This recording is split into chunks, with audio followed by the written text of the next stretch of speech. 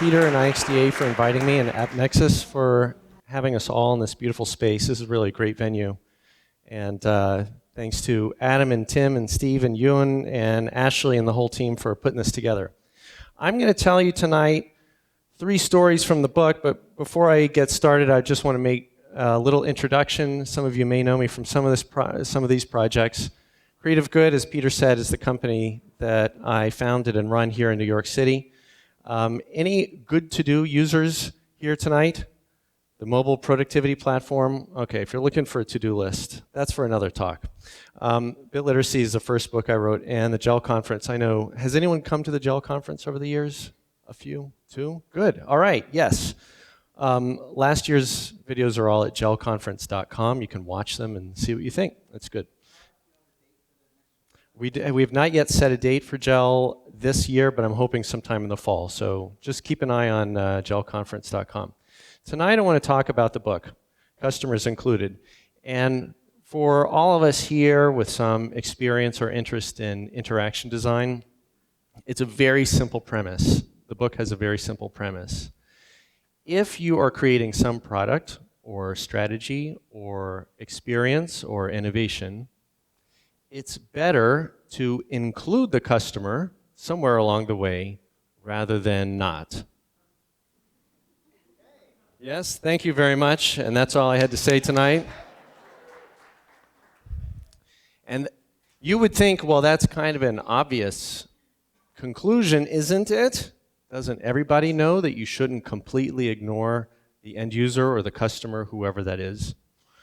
Apparently not, and here's where we get to the 3 stories. The first 2 stories are going to show what happens when you completely ignore the end user, and then the third story will show what happens when you actually include customers. And hopefully this, I know I'm preaching to the choir tonight, I'm not trying to convince you of this, but maybe these case studies will give you some language or examples that you can use in your workplace, in your work, to try to convince others why interaction design is important. Fair enough? And by the way, these are all in the book. There's an ebook, there's a print book, you can find it online, or you can just talk about what you heard tonight. First story is from Africa, and the story has to do with clean water, specifically in sub-Saharan Africa, which is one of many areas in the world where this is a pressing problem. A few years ago, on the popular weblog Boing Boing, there was a post about a new innovation that promised to do something very interesting to address the problem of access to clean water in sub-Saharan Africa. And the post said this: it's an innovation called the PlayPump, and it's a water pump that is driven by a children's roundabout, or what in the US we generally call a merry-go-round. And the post was accompanied by this diagram you can see here. There are kids who spin around on a roundabout or a merry-go-round. There's a pump underground that then pumps the water through some plumbing and then out a tap. The reaction to this initial burst of publicity on Boing Boing and other places led to a reporter from PBS Frontline taking a TV crew, a camera crew, out to South Africa and brought back video that included images that looked something like this, with brightly colored roundabouts, kids spinning around, delighted with their new playground equipment, and it showed water coming out of a tap. That was 2005, remember.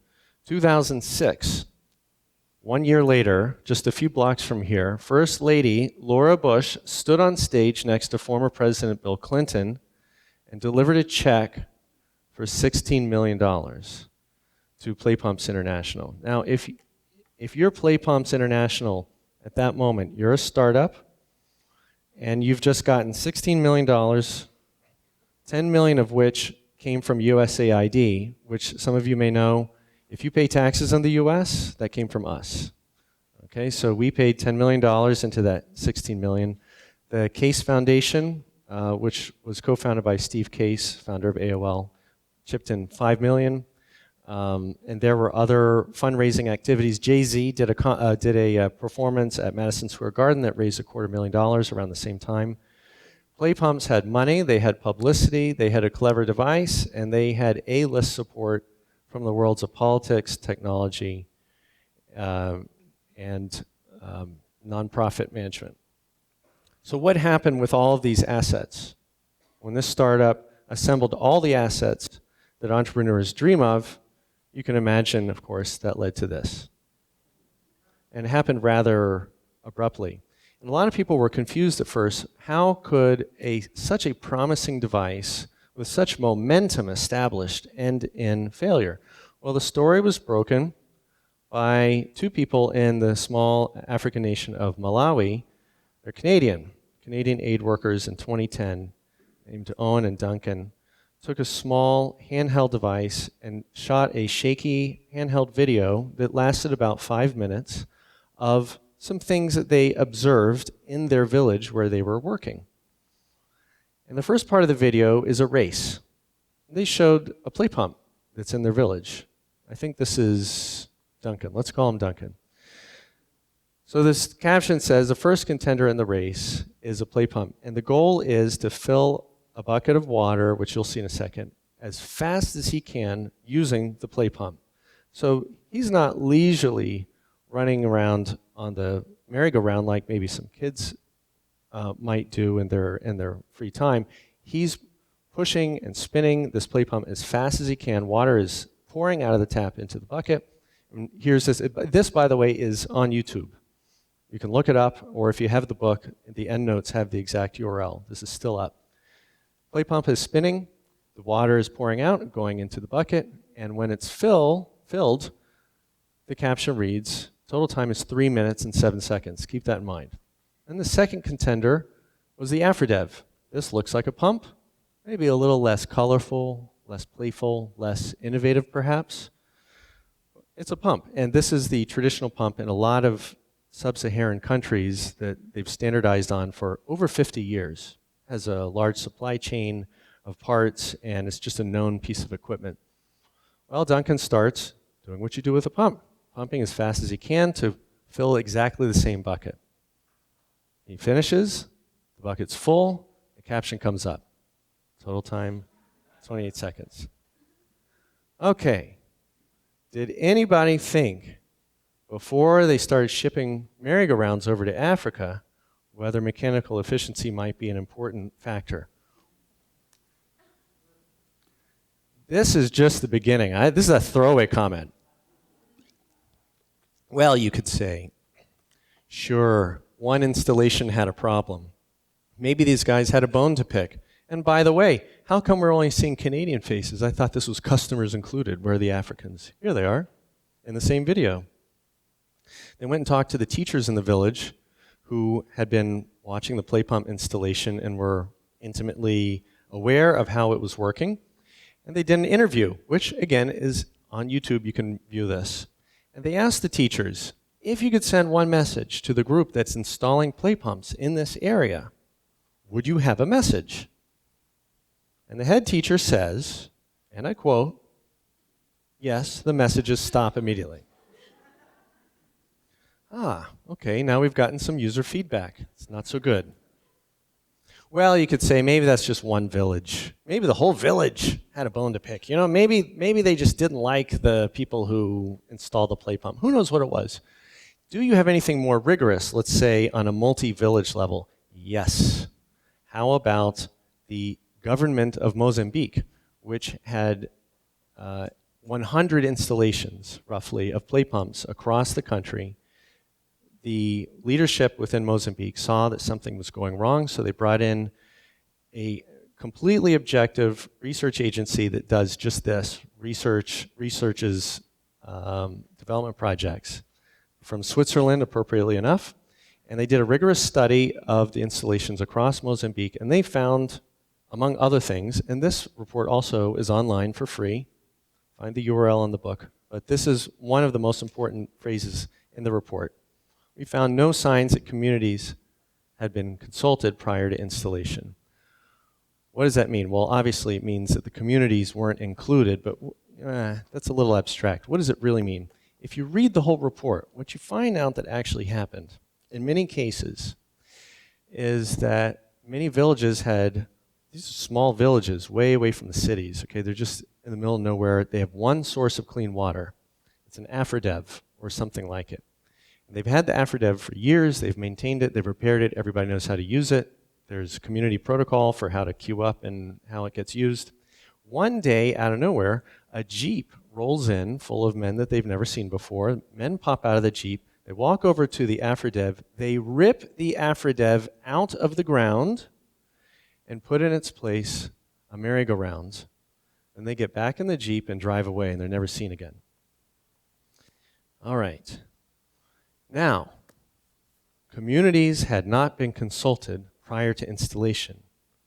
That's a pretty big comment to make. Do you understand the gravity of that comment now? Now, what happens when you install a brand new piece of shiny equipment? What happens within a few weeks? It breaks, yes. And where is the supply chain of parts? Not there. Where's the training on maintenance? Not there. Where's the training on repair? Not there. Where is any involvement whatsoever of the community before that device, that innovative device, was lovingly installed where the AffroDev used to be? None. There was no involvement.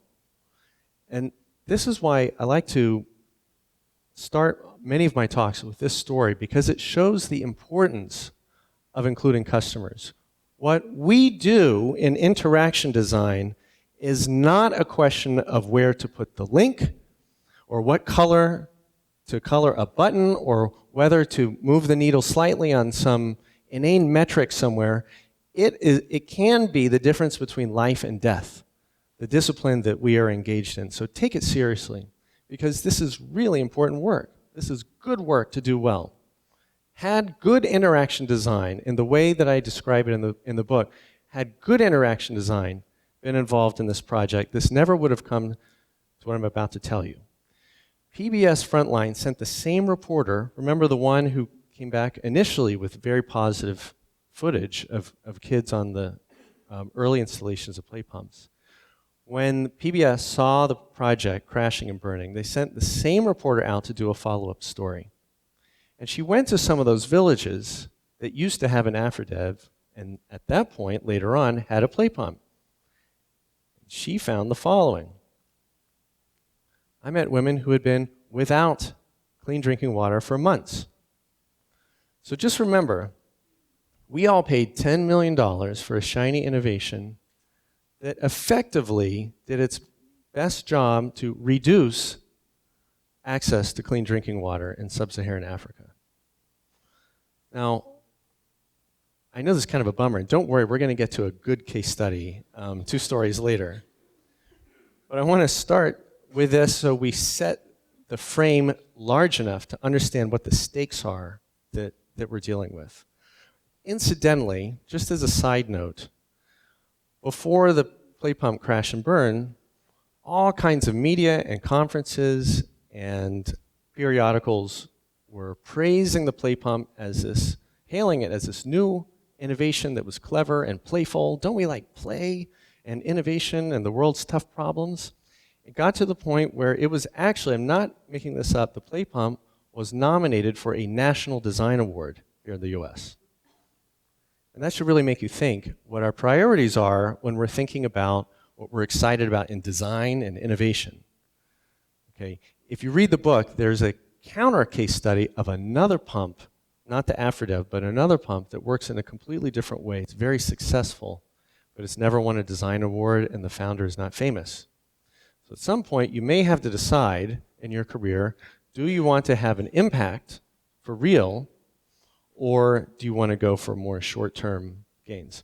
One last thing to say about the PlayPump, and that is going back to the Case Foundation, which I want to give respect to the Case Foundation because they are currently doing a lot of really good work in the developing world in access to clean drinking water. They're doing legitimately good work, but after the PlayPump, which I think was an early water project for them, they wrote a blog post describing why they were withdrawing their support from the project. And the blog post read as follows: the very nature of innovation requires that we try new things and take risks. In other words, the way I interpret that is, it's innovation. You have to fail fast. You have to try lots of stuff. Just throw it against the wall and see what sticks, and if it fails, hey, good, you learned something. Move on to the next thing. Do you think the citizens of Malawi, the citizens of Mozambique, enjoyed that innovation method? Do you think they liked being the guinea pigs for some clever innovation that failed fast? No. While one way of doing innovation is failing fast and trying many ideas, that is not necessarily the only way to go about innovation. The premise of customers included is that no matter whether you do innovation fast or slow, iterative or waterfall or any of these other dichotomies we throw around, the main question is, are customers included somewhere significantly along the way? Which, in the case of the PlayPump, they were not. I'll get back to that. Second story, Walmart. Okay, enough about life and death and kind of a bummer story. Let's talk about Walmart, corporate. Nobody died, don't worry, in Walmart. This is just a massive waste of money, but let me take you back to the beginning. This is what Walmart looked like in 2005, 2006. Does this look familiar? Been in a Walmart recently?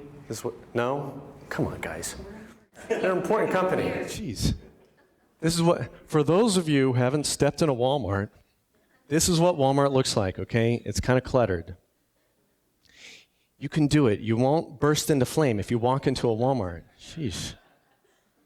There's a Kmart just like 5 minutes from here. It's okay.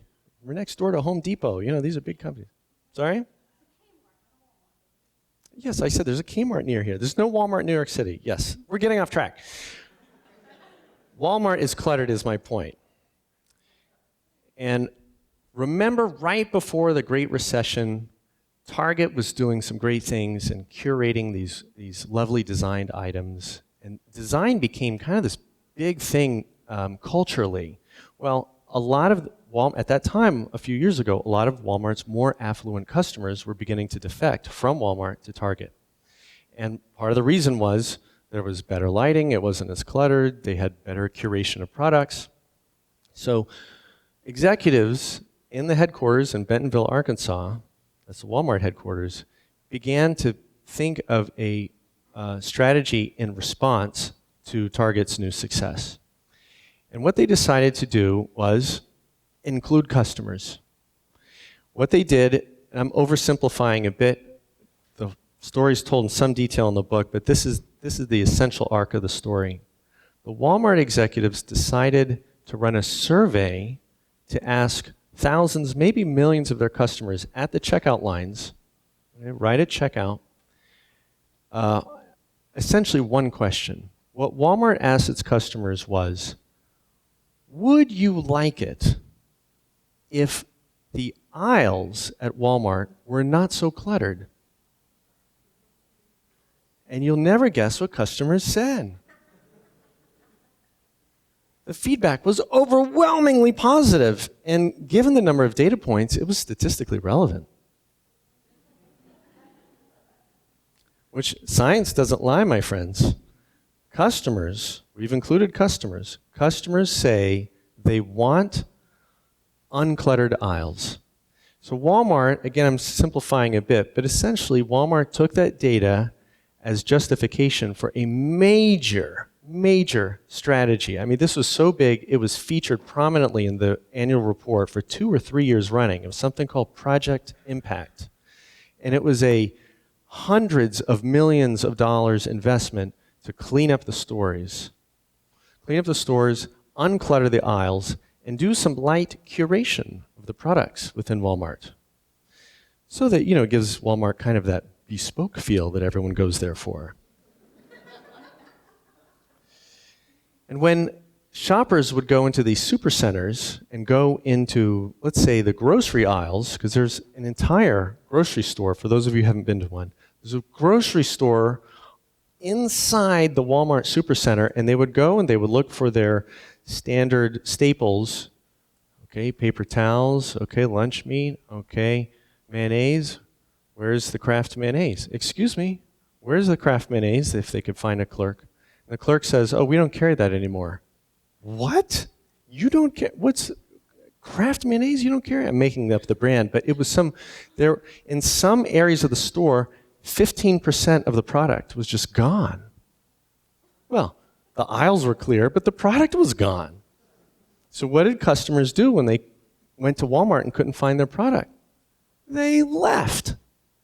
And so the enterprise, the metrics were terrible. You can go back and read transcripts or read the excerpts in the book of the CEO trying to defend this move against angry investors asking questions. Why are your sales going down? Why are you removing product from your store?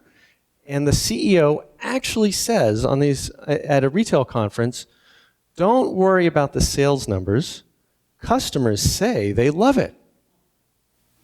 Okay. So the lesson here is, from the second story, and that's the end of the story. The lesson is, it's not enough to go through the motions of including customers. It's not enough to run research. It's not enough to say, oh, we're statistically relevant. It's not enough. In fact, in Walmart's case, that was even worse than not doing research at all, because the research fooled them into thinking they had a viable way forward over here, and it took them straight over the cliff. It was an extremely expensive maneuver. Some estimates are they may have lost $1 billion. Billion with a B with that. Let me go through this slide real quick. What Customers Included suggests is that there are 3 things you have to do if you want to really significantly include customers in your product design or innovation process, strategy, whatever. Number 1, you have to observe customers directly. Did the PlayPump observe customers directly, customers being the citizens? No. If you don't do step number 1, you might as well hang it up. Don't go any further. They did not spend enough time on the ground to understand the importance of the installed AfterDevs. Dead. Number 2, discover key unmet needs. Okay, Walmart might be able to argue that they didn't observe customers directly, but at least they reached out to them directly with the survey. And surveys are not all bad. That's one way to go about it. It wasn't the right survey. But did Walmart discover the key unmet needs of customers? Did they? No. The key unmet need of Walmart customers was not to get rid of the clutter. That was not the key unmet need. I think the metrics bear that out. And number 3, build consensus, and that's the focus of this next story, and this is the positive story. Anybody know where this is? Anybody live 1 block from there? Prospect Park. I was talking to someone before the talk, said he's moved in recently, and Prospect Park is so beautiful, and everyone's out playing Frisbee, maybe not in January, but you know, everyone's out, and it's just like, wow, Prospect Park has always been like this, but that's not the story of Prospect Park.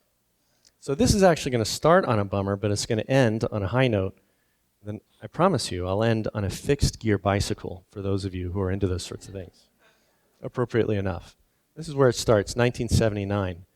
Anybody who was in New York City around that time remembers it was a tough time for the city, and that included the public parks, which included Prospect Park. Graffiti, defacement, all kinds of crime going on in the parks. The buildings, previously grand buildings, were literally burned out in Prospect Park. And this was the situation that the Parks Commissioner found Prospect Park in and decided that the city should hire someone to run Prospect Park. Nobody seemed to want the job, amazingly enough. Such a fun thing to do, to take a crime-ridden park that's been burned out. The city has no money, no investment available. Who's going to take this to do anything? So I'm not making this up, they actually ran a newspaper ad. The city of New York ran an ad in the newspaper asking for someone to please tell them if they would like to run Prospect Park. I don't know how many responses they got, but they got one response that they figured was good enough. It was a woman named Tupper Thomas. I think she was about 30 at the time, and she was perfect. She wasn't from New York. She had no political contacts, and she'd never run a park before, but other than that, she was ideal. So they gave her the job. And Tupper Thomas went right to work. And although having spoken with her, I'm not aware that she had an explicit worldview about including customers, but she followed the steps to a T. She followed the steps perfectly. What's the first thing? Observe customers directly, okay? So Tupper Thomas, rather than calling for more police patrols or trying to build some kind of political capital within the city machine, she did something that, to my knowledge, no other Prospect Park commissioner had done in previous history. She actually went outside and just started spending all of her time in the park. Now, keep in mind, the park looked like this.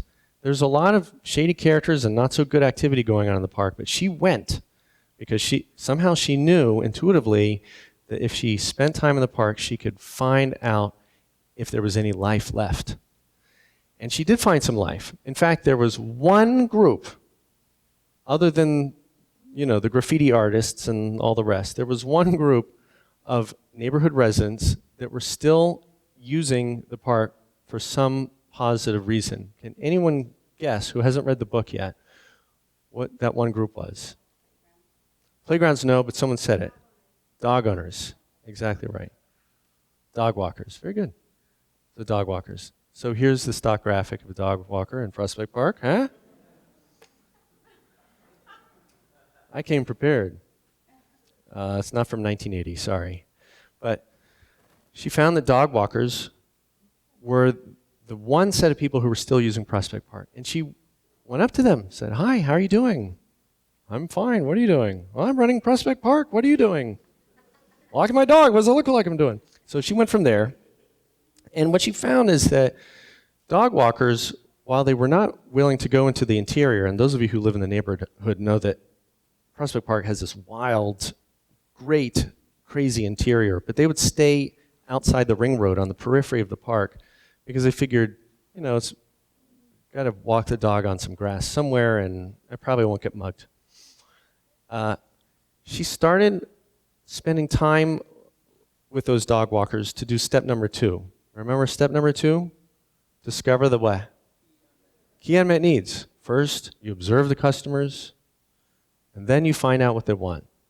And you don't go up to someone and say, "Would you like it if Prospect Park had more police?" Yeah? No. Spend time, observe, and discover. You don't ask them what their unmet needs are, you discover. And what she found by spending time with them was that there was one main thing, that's the key unmet need, one main thing that the dog walkers wanted, but they weren't getting. And it's not trash pickup, and it's not lack of crime. It's something else. It was more realistic. Can anyone who's not read the book guess what that was? Safe area for dogs to run. That's an excellent guess. That's basically almost it. What it was leash laws. They wanted some legal way to take their dog off the leash. It wasn't quite to the dog run idea at that point, but they wanted some field that between the hours of 6 and 8 in the morning they could take the leash off. So here's Prospect Park completely falling apart, burning down, everything is just going crazy, go nuts. And Tupper Thomas puts all of her eggs in one basket. Leash laws. She staked her career on leash laws. What'd she have to lose, really? But who would have thought of that before she had done that research? That what Prospect Park needed more than anything else was leash laws. So she put everything she had into getting those passed, and she did. And I think it was like the first leash laws passed in a major municipal park in the US. I could be wrong, but there was some superlative around that. Anyway, she went back to the dog owners and said, "Great news, I got you the leash laws." And they said, "I can't believe it. Someone actually did something for us? No one's ever doing anything for us. You did something. What can we do for you?" And she began to do step number 3, build consensus. The idea of building consensus takes up the entire 3rd section of the book. And if any of you get around to reading it, read to the end, especially in the interaction design field. All of us need to read about this because everyone knows about listening to customers and different methods to use, But one topic that I've noticed gets relatively little airtime in IxDA style discussions is how to make this relevant to the rest of the organization so that you get buy-in and exposure and impact for this work. And that's just as important as choosing the right research method, by the way. So anyway, Tupper Thomas starts building consensus to make this research finding relevant. And she begins the Prospect Park Alliance, which is still running today. It's a public-private partnership, and it started by getting support from the people she served, and then leveraging that into support from the next group, which was, who came after the dog walkers? The joggers, if that's what you said. The joggers. Because the joggers going by and said, oh gosh, that guy's walking his dog, if anybody's going to get mugged, it's going to be him, so I guess I'll run by. And then the next group after the dog walkers and the joggers were the ball players. And they said, gosh, dog walkers and joggers all over this park, we can't play ball here for an hour? Come on, let's come onto the field. And then you got dog walkers, joggers, ball players, and then families with children, strollers, and then it goes from there. So Tupper Thomas, what did she do? She observed customers directly. She discovered key unmet needs, and she built consensus. By the way, there's not anything about a mobile app or metrics or usability tests or, a lot of the language that we often use was completely absent from this case study. But would you disagree that this is a great interaction design case study? It shows you, okay, if PlayPump showed you the gravity of this discipline, and the Walmart case study showed you the dollars at stake in this discipline, this third case study of Prospect Park shows you the breadth and the universal applicability of what we do. Okay? Including customers is not simply something for a mobile strategy, although, believe me, I find that fascinating as well. But it's important in all kinds of areas. I challenge you after you go out from this event tonight, look around and see if you can spot customers being included or ignored in some kind of interaction design context that you never thought of before. Keep an eye open to your experience in the city and in your life after tonight. And if you do it right, like Tupper Thomas did it exactly right, you get a fixed gear bicycle. Thank you very much.